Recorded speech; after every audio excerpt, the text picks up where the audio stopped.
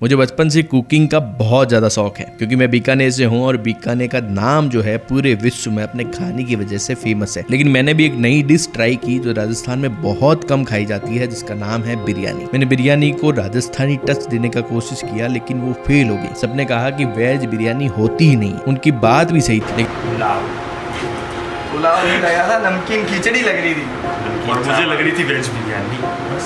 Veg biryani ऐसे थोड़ी ना यार, एकदम उसका स्वाद नमकीन खिचड़ी जैसा था। तुमने खाई नहीं खिचड़ी?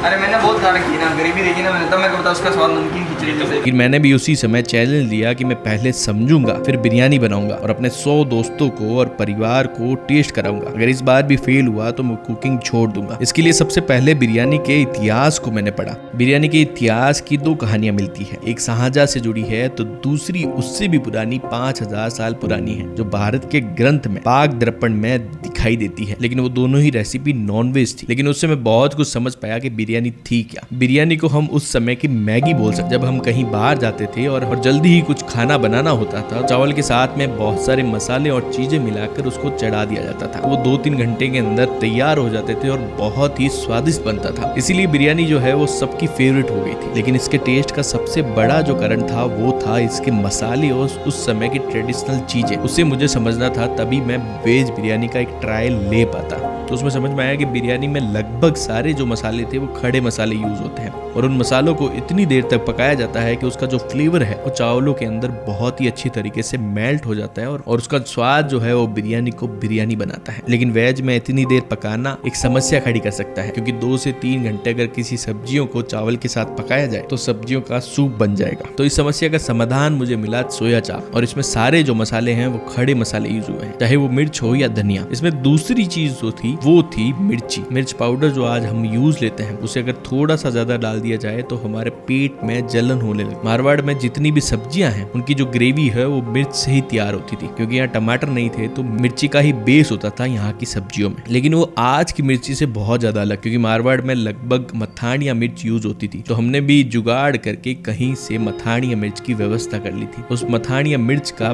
बेस बनाया ग्रेवी के लिए, जिसका यूज हमने मारवाड़ी चाप में भी लिया और बिरयानी में भी लिया। उसके लिए सबसे पहले जो है हमने ग्रेवी तैयार की। तो मारवाड़ी चाप के लिए ढेर सारी मिर्च के साथ में यूज लिए थोड़े से टमाटर, थोड़े काजू और मगज के बीज। मगज के बीज यहाँ होने वाले तरबूज के बीज होते हैं, जिससे ग्रेवी में थोड़ा सा थिकनेस आता है, उसका टेस्ट भी थोड़ा सा मेल्टेड होता है। इसको बटर और खड़े गरम मसालों के साथ में हमने कई घंटों तक पकाया, ताकि जो सारा फ्लेवर है और सारी जो चीजें हैं वो अच्छी तरीके से मेल्ट हो जाए और सारे जो फ्लेवर्स हैं मसालों के वो बाहर आ जाए। मसालों को इतना पकाना क्यों जरूरी है कि आप जब रायते में जीरा यूज लेते हैं, जब हम कच्चा जीरा डालते हैं या सेका हुआ जीरे का पाउडर डालते हैं, तो दोनों में बहुत बड़ा फर्क होता है। इसी प्रकार कौन से मसाले हमें सेक कर यूज लेने हैं और कौन से मसाले जो हैं वो कच्चे लेने हैं, इसी के साथ में हम खाने के जो स्वाद है उसको बढ़ा और कम कर सकते हैं। तो अगर आपको मसालों की समझ है तो आप कोई भी टेस्ट को क्रिएट कर सकते हैं, तो मसालों के साथ में उसे वापस और बढ़िया तरीके से क्रिएट कर सकते हैं। सबसे पहले मैंने बनाया मारवाड़ी चाप। उसके लिए सबसे पहले चाप को सभी ने मिलकर निकाल लिया और उसे फ्राई कर लिया। उसे फ्राई करने के बाद मैं उसकी ग्रेवी तैयार करने के लिए सबसे पहले तेल को या घी को गर्म कर लेना है। उसके बाद सबसे पहली जो चीज आने वाली है वो है प्याज। प्याज ऐसी चीज है जो राजस्थान में बहुत पहले से है, क्योंकि इसे स्टोर किया जा सकता है और कि कई दिनों तक या सालों तक खराब नहीं होता है। तो राजस्थान की जितनी भी पुरानी रेसिपीज है उसमें प्याज और लहसुन जरूर है। प्याज को ब्राउन होने तक फ्राई करना है और जब थोड़ा सा फ्राई हो जाता है उसके बाद हम इसमें डालेंगे लहसुन और अदरक का पेस्ट। इसे बाद में डालने का कारण ये है कि अगर आपको पहले डालते हैं तो इसके फ्लेवर जो है वो खत्म हो जाएंगे। उसका फ्लेवर रखने के लिए हम इसको बाद में डालेंगे और इसके तुरंत बाद जो हमने लाल मिर्च और मगज के बीज, थोड़े से टमाटर और खड़े मसालों को पकाया था, उन सभी को इसके अंदर डाल देंगे और अच्छी तरीके से पकाएंगे जब तक ये तेल ना छोड़ दे। अब इस ग्रेवी में ऊपर से हमको डालना है पाना मेथी। पाना मेथी जो है वो राजस्थान का आप करी पत्ता समझ लीजिए,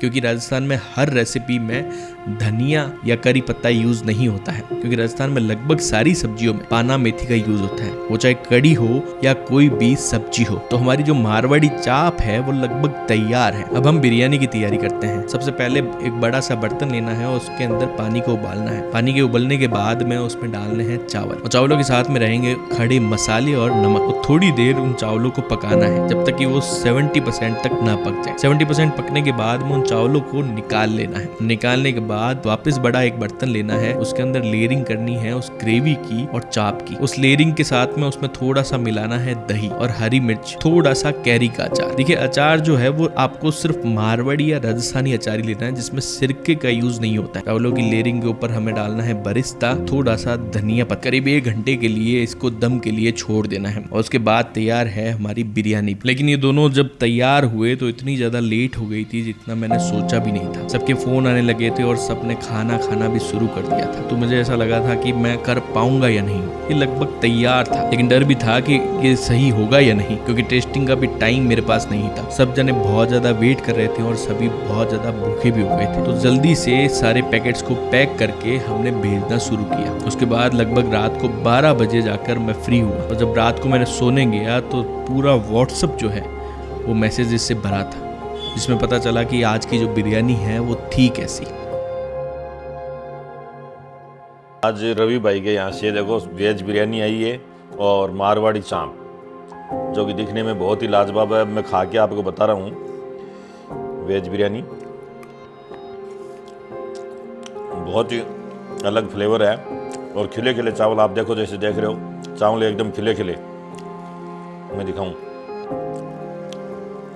बहुत ही टेस्टी है, जो कि मारवाड़ी चाप भी एक अलग ही फ्लेवर है। ये मैंने पहले कभी ऐसी नहीं खाई, बहुत ही लाजवाब टेस्ट है। So I just tried soya chap and biryani, and I am not kidding. I don't even eat soya chap. I hate soya chap. And I licked even last drop of it. It was that tasty. I mean, it was one of the best soya chaps that I ever tried. And it was just a chef's kiss, and the biryani was great too, but my heart goes to soya chap.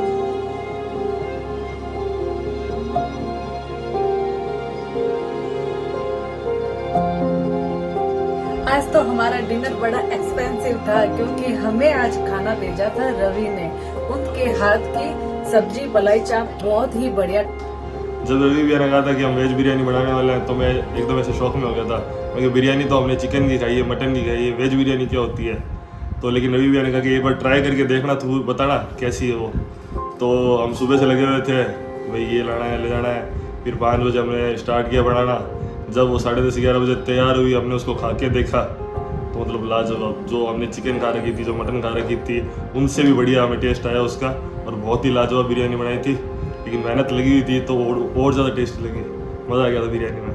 आज तक कभी मैंने चावल नहीं खाए और मुझे rice पसंद भी नहीं है, लेकिन जब मैंने ये बिरयानी ट्राई की तो भाई ऐसा लगा कि मतलब राइस भी मतलब इतने टेस्टी बन सकता है। तो यार काफ़ी टेस्टी थी। मुझे नहीं पता था कि वेज बिरयानी नाम की भी कोई चीज़ होती है। जिसकी ज़िंदगी पूरी बिरयानी के नाम पे, जिसने चिकन बिरयानी खाई हो, भाई बिरयानी तो उसी को बोलेंगे ना। अब वेज बिरयानी क्या है हमारे लिए? वेज बिरयानी क्या है? वेज बिरयानी तो अपने लिए चरखे चावल है भाई, अपन को तो वही समझ में आता है। लेकिन ये खाया भाई डिट्टो सेम, मतलब अंतर छोड़ ही नहीं रहा है कोई अंतर आ ही नहीं रहा है। और मारवाड़ी चाप जो था उसके साथ में, और मारवाड़ी चाप जो था उसके साथ में अगर इसको मिक्स करके खाएं तो भाई साहब उसका जो स्वाद और टेस्ट एग्जैक्ट सेम आ रहा था मेरे को। मतलब हालांकि मैंने सिर्फ उनको सुना था ये बोलते हुए कि हाँ वेज बिरयानी भी इस तरह बना सकते हैं, या फिर अपने जो मारवाड़ी चाप है उसको भी इस तरह बना सकते हैं कि जिसका टेस्ट एकदम सेम बटर चिकन जैसा हो। लेकिन वो एग्जैक्ट सेम होगा मुझे नहीं पता था भाई। मैंने जो टेस्ट किया भाई एग्जैक्ट सेम, यार गजब, मजा आ गया। सोया चाप मैंने बहुत जगह खाई है, लेकिन ऐसी स्पाइसी सोया चाप कभी मैंने नहीं खाई, क्योंकि हर जगह सोया चाप जो मिलती है या तो हल्की मीठी होती है। टेस्ट की बात करूं तो सच बता रहा हूं, इतनी टेस्टी बिरयानी मैंने आज तक कभी नहीं खाई है। अब वापस कब से मिलेगी, रवि फिर से कब बनाएगा नहीं पता है। तो मैं सबसे रिक्वेस्ट करूंगा कि सब मिलकर के रवि को डीएम करें, बार बार डीएम करें कि वो फिर से ऐसा बिरयानी प्रोग्राम बनाए, ऐसी ही सोया चाप और बिरयानी हमें फिर से खिलाए। अगर आपको भी ये कहानी और रेसिपी अगर पसंद आई तो आप हमारे चैनल को सब्सक्राइब कर सकते हैं और हमारे अगली रेसिपी के साथ उसकी टेस्टिंग में भी जुड़ सकते हैं।